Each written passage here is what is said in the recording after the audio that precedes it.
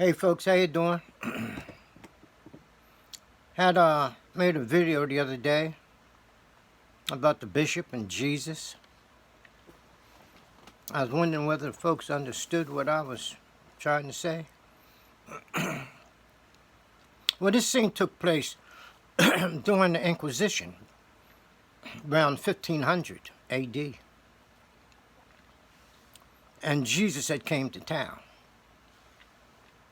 And he opened the blind man's eyes, and he had a young girl who had died rise up out of her coffin. Well, this girl rising up out of the coffin was 7 years old. This number 7 tells us that the situation involved the 7 chakra of Hindu yoga. The nerve plexus up along the spine and neck, head. 7 major nerve plexus. That's what that's about. That's the resurrection. Okay? When a person learns how to do this. And the blind man, well, he was given sight with this eye here. So now, this Jesus who came to town was a yogi. Jesus was a yogi, as taught by the scriptures. You see? So the bishop had him arrested and asked him, why did he come back? You see? He said that everything you had to say of old, okay, is over and done with. You said it. He said, we have taken over now. We don't need you here. And told him that if he didn't get out of town, that he'd have him burned to the stake. So to say no one's seen Jesus since.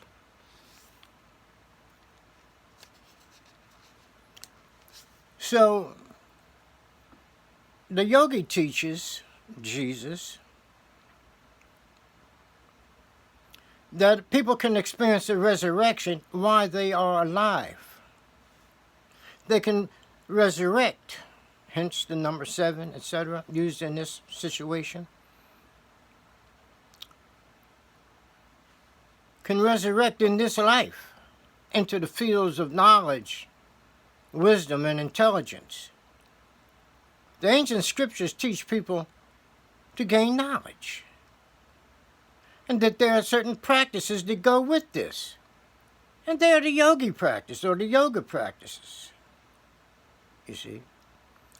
But people aren't taught this.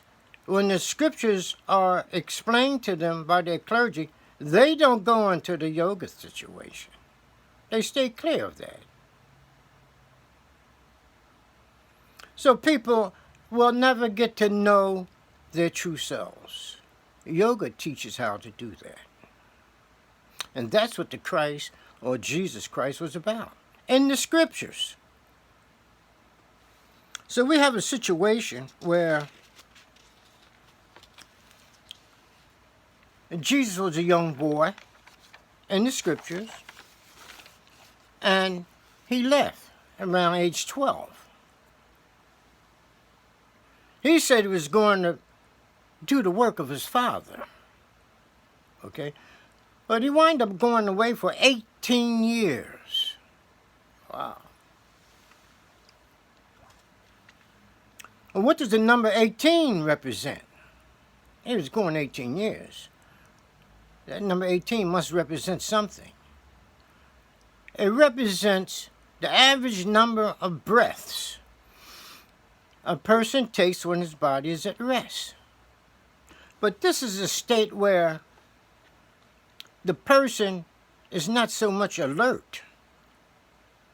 This is the state where, let's say, the devil can creep in because the person in this state is not fully awake.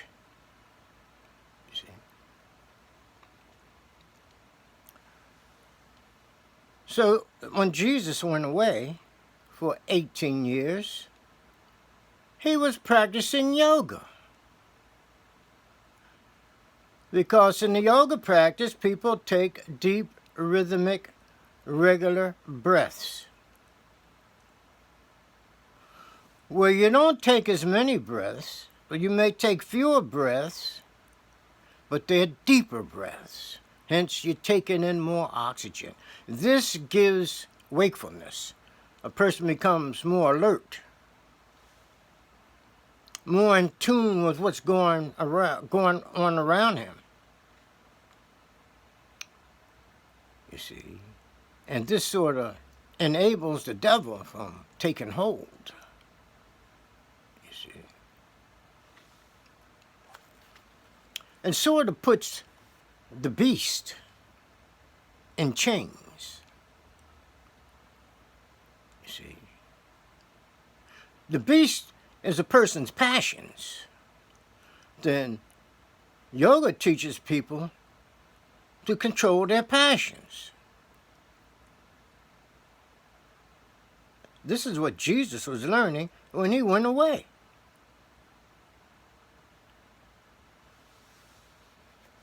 When a person controls his balance, he becomes well balanced. When a person controls his passions, he becomes well balanced. A state of equilibrium, where he can increase his intellectual capacity and his perceptual capacity. He learns how to use the knowledge that he has, the knowledge that he was born with, in fact, through his intelligence.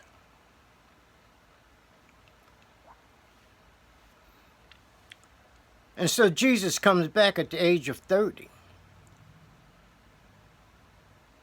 with full knowledge and wisdom. He comes back as the Christ. This is taught in all scriptures. All scriptures say the same thing. You see.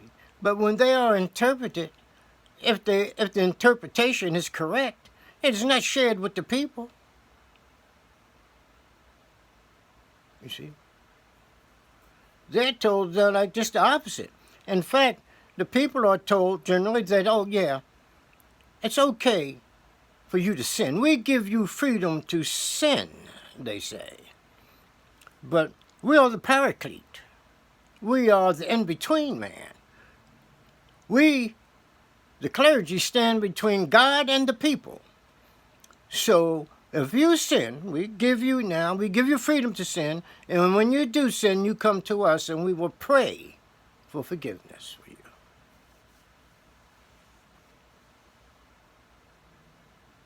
And that's what people do. You see. That's a freedom given to them. Okay. By their religious institutions. But instead there's a freedom within. That's where the genuine freedom is. Here, within you.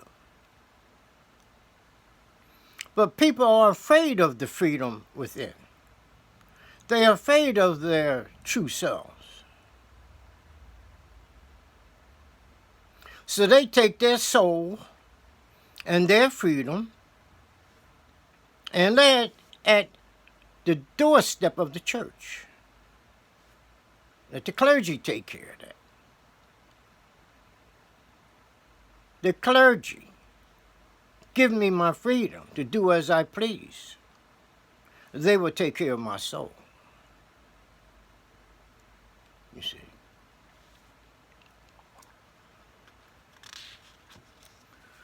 So here we have now what they call the mysteries.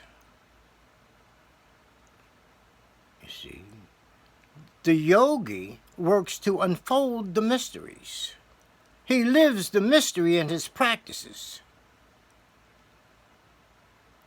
While the church, well, they talk about what they've heard of the mysteries. You don't learn of the mysteries just sitting around listening to someone preach. You learn of the mysteries through practice. Practice makes perfect. Practice repetition creates power within the person. So now we see why the bishop told Jesus to get out of town before having burned to the stake. He didn't want Jesus, the yogi, coming back, sharing the mysteries, etc., with the people. That's what it was all about.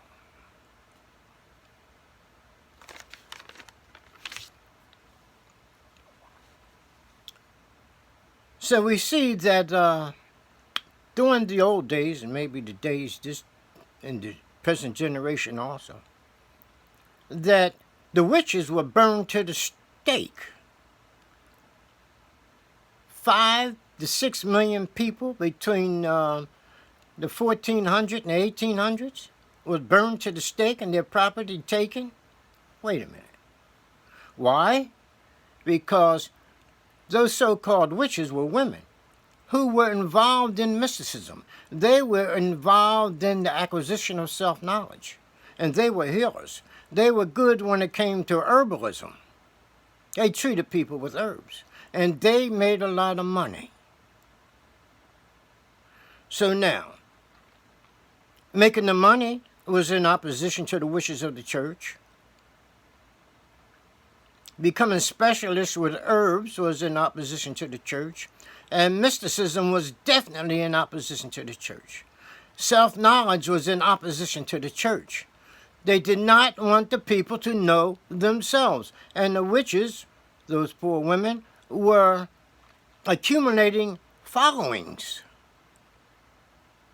It was too much for the church to bear. So they started burning them to the stakes,